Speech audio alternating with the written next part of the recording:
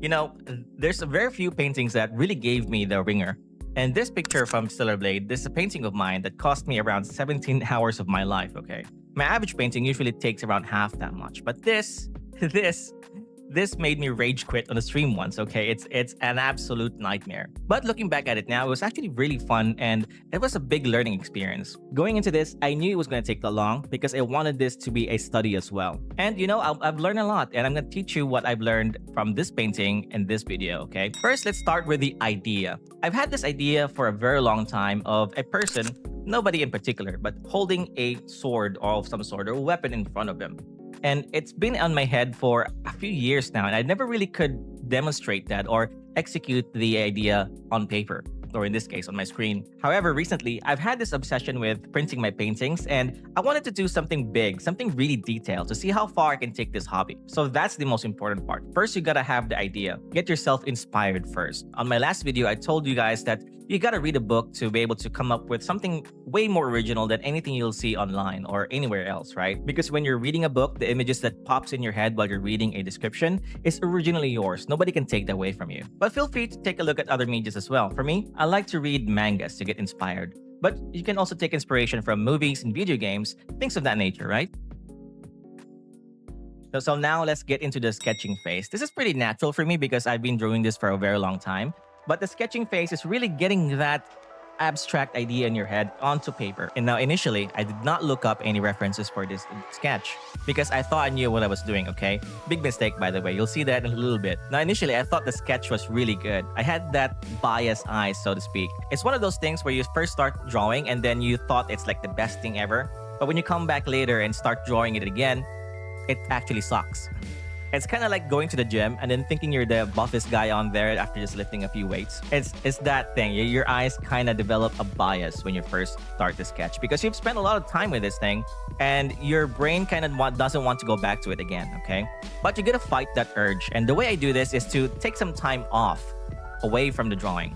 Now, big mistake here because I did not do that. Instead, I went straight to cleaning up the sketch and then painting it. Now, later on stream, I actually kind of got really frustrated that I had to end the stream because I started to see the mistakes, right? And I was hours into this painting already. It was quite frustrating, but you see what I mean here? The best thing you can do when you first start your drawing is take a break, okay? Maybe a few minutes, maybe a few hours, and then come back with fresh new eyes to see your mistakes. So what I did here was actually scrap the entire thing. Hours into the painting, I just completely get rid of it. So I just completely redrew the entire thing, but this time I would use a reference. The reference I used was of myself, actually. I took a picture, which I will not show you for your safety.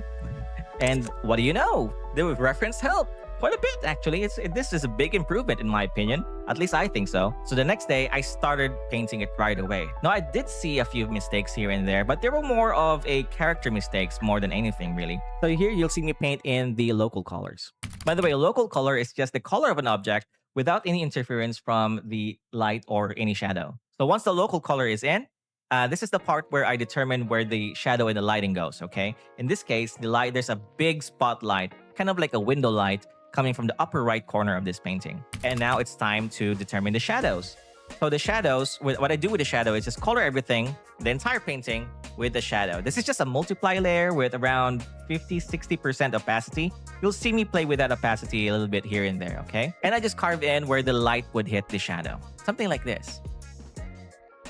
I use a soft brush to soften up some of the harsher parts of the shadows, as well as the smudge tool to really blend everything together. And then I just keep going until I end up with something like this. And the way I determine the shadow is through the color of the lighting. And there's this really strong orange light that comes from the upper right corner, which means I have to pick a warmer color for the shadow. And here I'm choosing a dark orange or some variation of that. Okay, next is the lighting. Now, this is the fun part. This is the part where your painting actually pops out a bit more, okay? Because we're now gonna add a little bit of rim light first. Okay, let's check this out.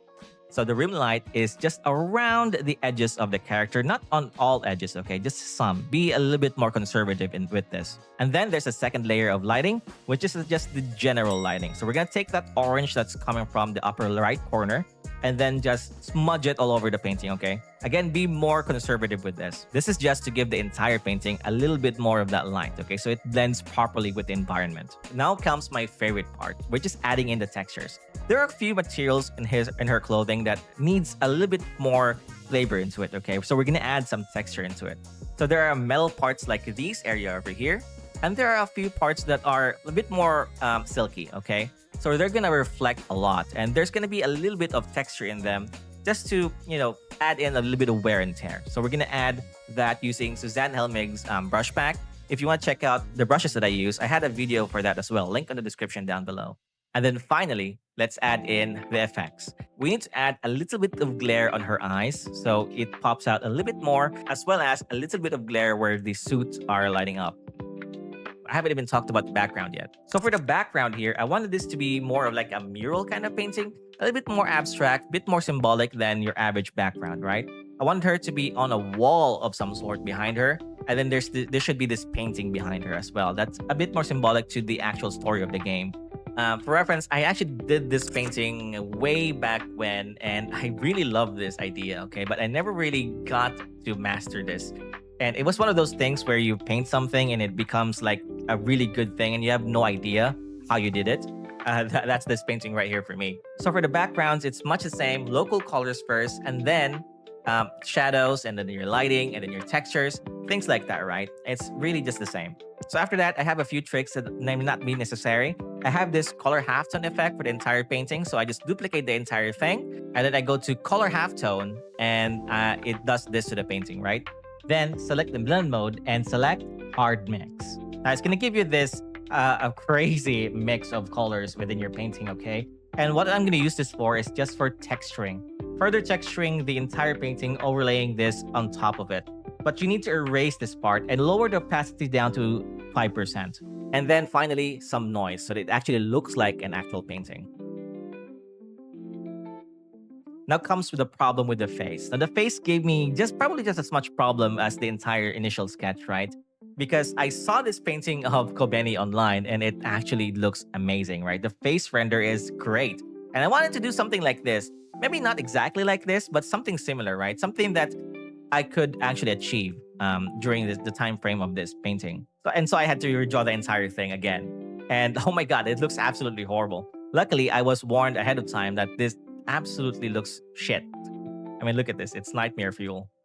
But I really like the way I rendered this more than the original, right? So I went back to the original and treated this as if it was just a problem with rendering. And I came up with this. I think it's a big improvement. What do you guys think? Again, this painting was intended to be a study as well as going to be a masterpiece, okay? Now, whether or not I've achieved the latter, you guys be the judge of that. Initially, I wanted this painting to take just a week or so, but it took around 3. But because of this painting, hopefully the next one will be a lot faster. Famous last words. Anyway, guys, that's it for me. You guys have a nice day. Hopefully you guys enjoyed this video. If you did, leave a like and subscribe, and bye-bye you!